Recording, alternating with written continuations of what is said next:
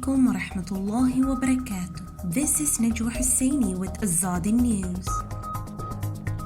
Bangladesh vaccinating Rohingya refugees amid virus surge. ASEAN should intervene to help the Rohingya.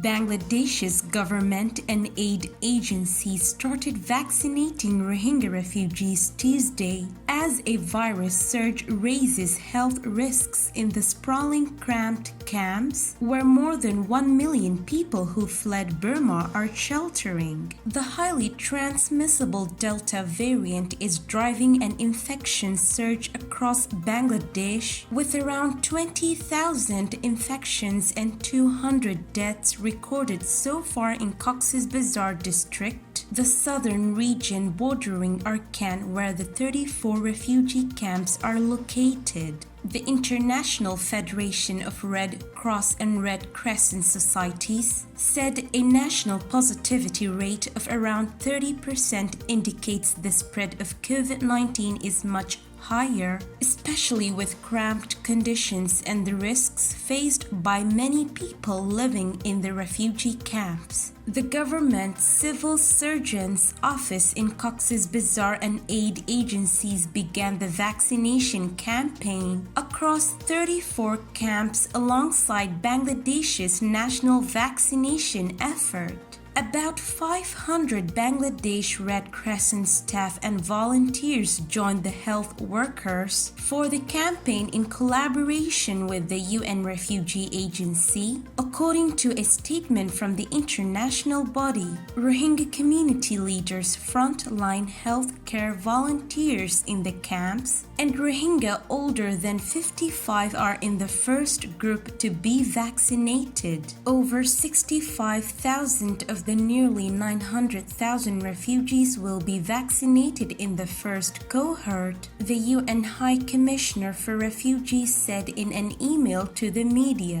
Bangladesh has reported more than 1.3 million infections, including 22,897 deaths from COVID-19 since the pandemic began.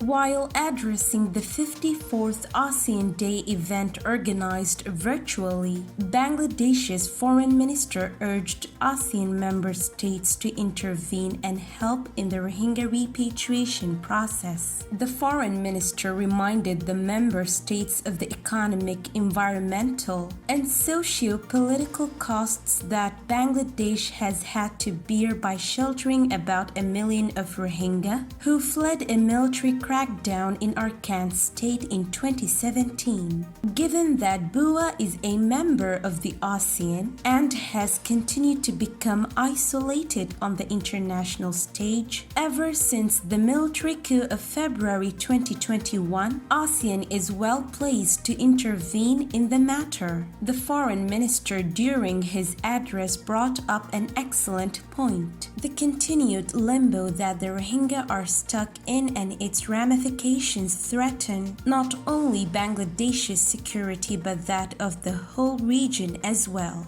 We have seen how the violence inside Burma has forced Rohingya refugees to flee to other ASEAN states such as Thailand and Malaysia.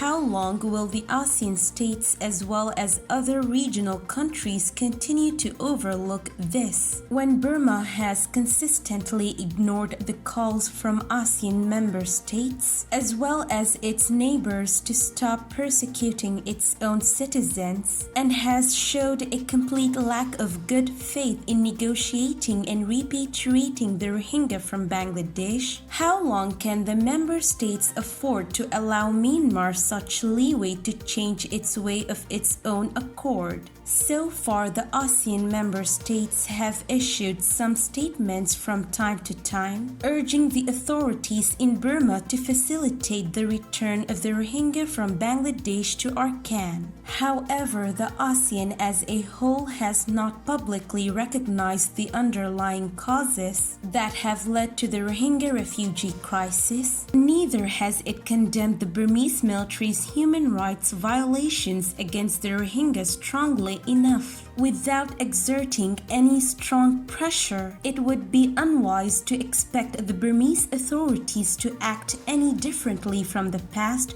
That much is clear. We hope the ASEAN member states recognize this reality.